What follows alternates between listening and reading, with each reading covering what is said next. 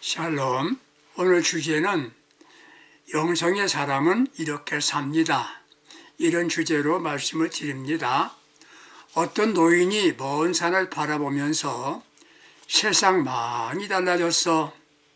3년 전에 전한 친구, 3년 전에 떠난 친구, 그는 불쌍해. 그러더랍니다. 애청자 여러분, 우리가 살고 있는 세상이 좋다고 생각하십니까? 편리해졌죠. 그런데 이스라엘 심리학자 카를로 스트랭커라는 사람은 하찮은 공포라고 하는 제목의 책을 냈습니다. 21세기 인류는 자신을 가장 성공적인 사람과 비교하게 만드는 세계화 체제 때문에 존재 의미를 잃고 두려움에 사로잡혔다고 결론을 냈습니다. 이 말을 줄인 게 멘봉입니다. 멘봉. 이 책 이름이 멘털 붕괴라는 책 이름입니다. 이 말은 사람의 평정심을 잃은 상태를 말합니다. 불안, 분노, 좌절, 공황, 무기력감, 의미상실을 호소하는 사람들을 말합니다. 무엇을 한 것 같고 된 것 같은데 만족도 의미도 없다는 거지요. 우리나라 2011년도 보건복지부 보고에 의하면 성인 6명 가운데에 1명꼴로 정신질환 경험과 우울증으로 자살을 심각하게 고민한 것으로 나타났습니다. 이는 경제나 삶에서 실패한 사람에게서 나타나는 것이 아닙니다. 소위 성공한 사람들이 의미 상실에서 오는 두려움에서 시달린다는 사실을 발견한 겁니다. 이대로 살다가는 인간은 스스로 자멸할 수 있다는 겁니다. 그래서 문화라고 하는 이름 아래 쾌락을 추구합니다. 이런 때 교회는 어떻게 해야 하겠습니까? 성경은 이 세대를 본받지 말라고 로마서 12장 1절에서 말하고 있습니다. 본질로 돌아가야 합니다. 본질이 뭡니까? 성경입니다. 성경으로 돌아가야 합니다. 예수님의 영성입니다. 예수님의 영성이 뭡니까? 가치 변화입니다. 세상적인 부귀영화보다 하늘나라 가치를 인정한다는 겁니다. 예수 믿는다고 하면서 자신의 욕망의 지배를 받고 살고 있습니다. 두 번째는 예수 영성이 뭡니까? 예수 중심으로 사는 겁니다. 나 중심이면 죄가 되는 것이에요. 그래서 이기주의가 죄라고 말합니다. 세 번째, 예수 영성은 예수님을 본받아 사는 겁니다. 세상을 본받는 게 타락이지요. 인본주의, 세속주의, 편리주의가 타락인 겁니다. 또 한 가지는 영성이 뭡니까? 성령의 인도대로 사는 것을 말합니다.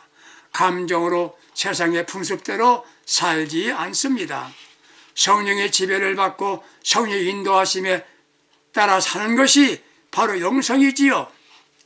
이게 예수를 본받는 삶이 되는 것입니다. 사람에게는 세 가지 성, 삼성을 가졌답니다. 하나는 지성이라고 말합니다. 이 지성은 배우고 연구하고 책을 통해서 얻는 겁니다. 두 번째는 감성입니다. 마음을 다스리는 훈련을 한 겁니다. 평안한 마음, 좋은 마음, 사랑의 마음을 갖는 훈련이지요. 중요한 것은 영성입니다. 예수님 만납니다. 성령 받습니다. 예수님을 본받습니다. 이것이 예수 영성이 되는 겁니다. 사랑하는 애청자 여러분들, 이 세대를 본받지 않고 그리스도인다운 삶을 살기 원하신다면 예수님의 영성을 본받고 살아야 합니다. 예수님은 뭘 하셨습니까? 모든 것을 내려놓으셨습니다. 마태복음 3장 13절에서 17절 말씀 보게 되면 예수님 다 내려놓았습니다. 즉 영성은 내려놓음입니다. 내려놓음이 영성인 것입니다. 우리 예수님께서는 높고 높은 보좌를 버리시고 낮고 낮은 이 세상에 오셨습니다. 이것을 비움이라고 말합니다. 비운단 말이에요. 공간에 무엇인가 가득 차 있습니다. 가득 차 있기 때문에 아무것도 들어갈 수가 없어요. 이 공간을 비우는 것을 말하는 거예요. 우리 마음에 욕망과 교만과 미움과 시기와 질투 등을 가득 찬 내 마음속에 채워졌는데 그것을 다 버려야 된단 말이에요. 가득 차 있기 때문에 마음 창고에 여유가 없습니다. 마음을 비워야 합니다. 이것을 내려놓음이라고 표현합니다. 마음에 못된 감정으로 채워져 있습니다. 감정을 비워야 합니다. 분노의 감정입니다. 욕심을 비워야 합니다. 남을 배려할 공간이 생깁니다. 그래야 욕심을 내려놓아야 합니다. 이 짐을 다 내려놓아야 편한 겁니다. 여행할 때에 짐이 많고 무거우면 여행이 아니지요. 인생을 살아가는데 왜 힘들고 어렵습니까? 그 짐을 내려놓지 않아서 그렇습니다. 내려놓아야 됩니다. 마음을 비워야 됩니다. 어떻게 비웁니까? 비우려면 먼저 겸손해야 합니다. 겸손하면 분쟁이 있을 수가 없습니다. 누가 나를 비판해도 기분 나쁘지 않습니다. 이게 겸손이에요. 내가 받아들이기 때문입니다.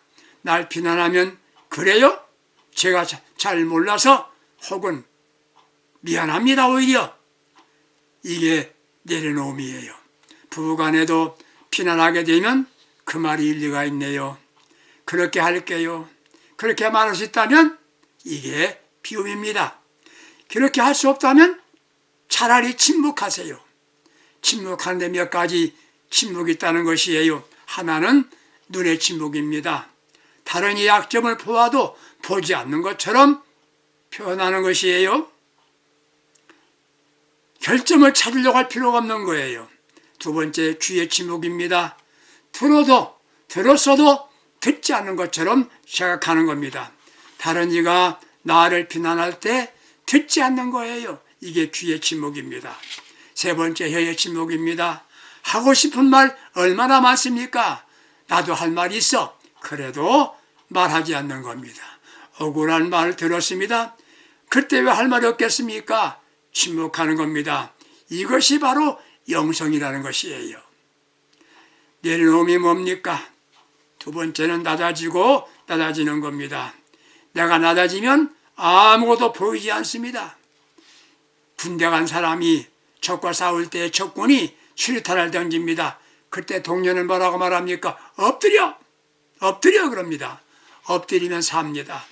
자세를 낮추면 싸울 이유가 없어집니다. 문제가 생기면 이건 내가 잘못했어. 이게 낮아짐입니다. 겸손을 낮춤으로 성경은 기록했는데 대략 32군데쯤 있습니다. 열왕기하 5장을 보면 한센병에 걸린 나만이 치유받습니다. 언제요? 낮아질 때였습니다. 성경은 이렇게 말합니다. 베드로전서 5장 6절에는 자신을 낮추면 하나님이 높여주신답니다. 시편 10장 17절 보면은 낮추면 소원을 들어주신답니다. 욥기 22장 9절 보면 하나님의 구원이 있답니다. 네 번째, 시편 22편 26절 보게 되면 낮추게 되면 배부르게 하신답니다. 시편 147편 6절 보면은 하나님이 붙들어 주신답니다.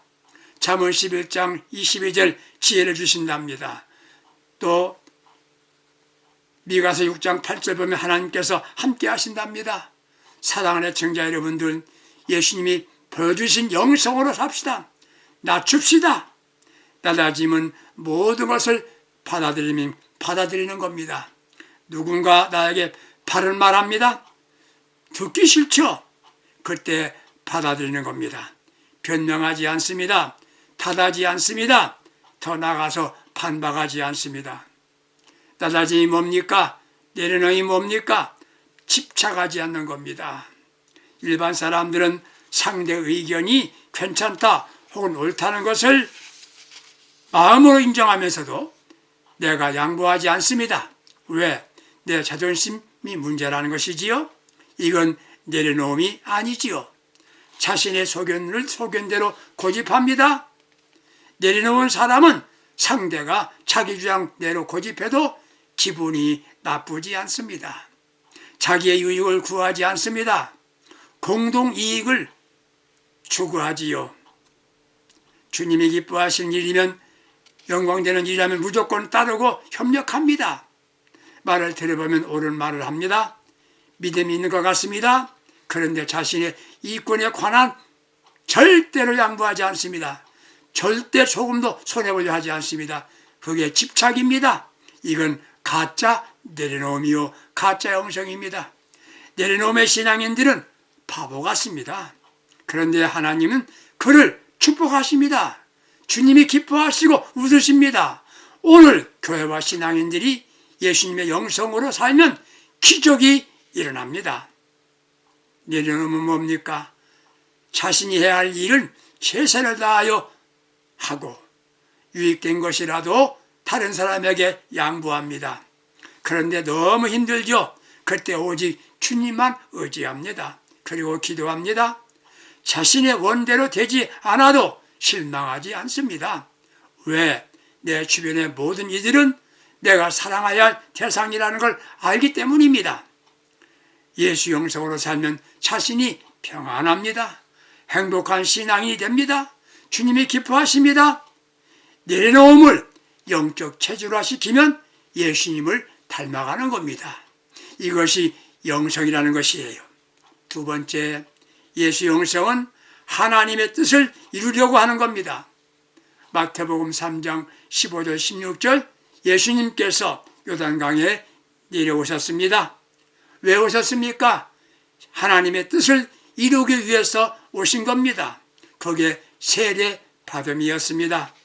예수님께서 세례 받으려 오심에 놀란 사람은 누구였겠습니까? 세례 요한이었습니다. 내가 당신에게 세례를 받아야 할 터인데 내게로 오십니까? 그때 우리 주님 하시는 말씀, 이와 같이 하여 모든 의를 이루는 것이 합당하니라. 이와 같이 하여 모든 의를 이루는 것이 합당하니라. 사랑하는 애청자 여러분, 사람이 사는 곳에 왜 문제가 생깁니까? 아니, 거룩하다는 교회에 왜 분쟁이 일어납니까? 자신이나 자기 집단의 이익을 위할 때입니다. 인간 요소, 이익을 추구할 때 일어납니다. 자신이나 자기 집단의 이익을 위할 때 일어나는 것이에요. 인간 요소, 이기주의가 이게 문제인 것입니다. 명분은 나라를 위하여라고 말하면서, 신앙인들은 주님을 위하여 말하면서 인간 요소가 앞에 서 있습니다. 자기 주장, 이권 문제 때문에 화합이 되지 않는 것입니다. 참 믿음, 더 나아가서 영성을 소유하였다면 내가 하고자 하는 일이 주님의 뜻인가 묻고 기도한 다음에 실행하는 겁니다. 주님은 아버지의 뜻을 이루려고 세례 받으신 것입니다. 아버지의 뜻은 무엇입니까? 예수님을 세상에 보내신 이유 바로 인류 구원입니다. 하나님의 말씀은 거역하여 범죄한 인간들입니다. 죄값은 사망이라고 했어요. 인간이 아버지의 하나님의 뜻을 저버리고 마음대로 살아서 범죄하였어요. 죄값이 사망이지요. 죄값은 지불돼야 되는데 죽음으로밖에 지불할 수가 없어요. 인간은 다 죄인이 되었습니다. 죄인이 죄인을 어떻게 구할 길이 없어요. 의인이 되어야 죄인을 구원할 수가 있을 텐데 아무도 의인이 없어요. 그래서 하나님께서는 무지하신 독생자 예수를 세상에 보내신 겁니다. 그분이 죽게 된 것이에요. 그분이 죽음으로 말미암아 우리는 구원받게 된 겁니다. 아들 예수는 인간을 대신하여 죄값을 물을 수 있었습니다. 그래서 하나님의 신 예수님이 친히 오셔서 십자가에 죽으셨어요. 이것을 이루기 위해서 이 땅에 주님 오신 겁니다. 그분이 인간이 되심을 바로 표현한 게 세례예요. 세례는 하나됨을 의미합니다. 예수께서 세례 받으심은 인간과 사람과 하나됨을 의미한 겁니다. 세례란 바로 하나됨을 의미하죠. 예수와 함께 죽고 함께 살았음을 의미하는 게 세례인 것입니다. 즉 일체됨의 사인이에요. 표시예요. 다시 말씀드리면 예수께서 세례 받으심은 사람이 되심을 의미합니다. 그게 아버지 하나님의 뜻이었습니다. 하나님의 뜻을 이루고 사는 것이 영성이에요. 세례는 자신이 죽음을 의미합니다. 예수 영성은 예수와 함께 죽고 살았음을 표현하는 겁니다. 이게 하나님의 뜻입니다. 죽으면 말이 없습니다. 죽은 사람은 욕심도 없습니다. 분노하지 않습니다. 내가 죽고 예수로 살아가는 게 영성이에요. 영성의 사람 바울은 날마다 죽노라 고백했습니다. 고린도전서 15장 31절이에요. 자신은 죽었기에 자신이 보이지 않습니다. 누가 보입니까? 예수만 보이는 겁니다. 예수를 위하여 사역하는 것이에요. 주님의 뜻대로 믿습니다. 진짜 예수 믿는 사람들은 주님을 위해서 예수 믿고 주님 뜻대로 믿는 것이에요. 주님을 위한 사역을 성공적으로 한다면 주님의 뜻대로 하면 되는 겁니다.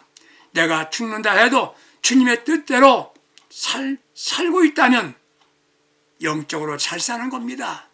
이게 영성이고 승리의 삶이라는 것이에요. 쉽게 말하면 내가 살아가는 운전대를 주님께 온전히 맡기는 겁니다. 이런 말을 합니다. 이 세상을 쉽게 살아가는 방법이 있답니다. 먼저 순리대로 사는 것. 물이 내 마음대로, 물이 자기 마음대로 흐르도록 한다면 안 되는 거예요. 흐르도록 두는 것이지요. 두 번째는 현실을 인정하고 산다는 것이에요. 사람은 누구나 멋진 이상을 갖고 있습니다. 이상은 현실과 다를 수 있습니다. 내 생각대로 안 된다고 항의하거나 거부하면 자신만 손해보지요. 세상을 쉽게 살아가는 방법, 모든 것이 내 마음대로 안 되면 실패라고 생각지 않아야 합니다. 다르다면 그게 원칙입니다. 고집을 버려야 된다는 것이에요. 예수 영성으로 살려고 하면 내 고집은 이미 버렸습니다. 아버지 뜻대로입니다. 이것이 바로 영성으로 사는 것이에요. 이때 어떤 결과가 나타났습니까? 예수 영성으로 사는 예수님께 하늘이 열렸습니다. 열려야 삽니다.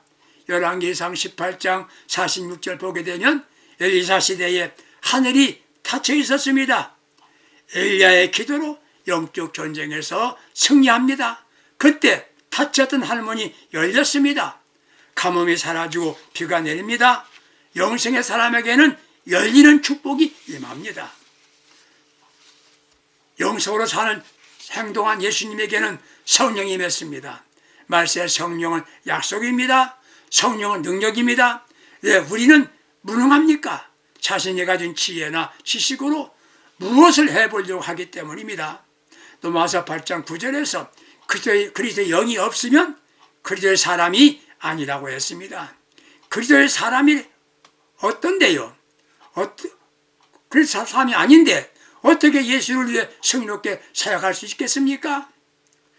그리스도의 사람만이 승리롭게 살 수 있는 것입니다. 성령 받은 사람들은 무언가 보여줬습니다. 지금은 무엇을 들려주고 노력합니다. 그런데 이미 그 사람 모두 들었습니다. 이제는 보기 원합니다.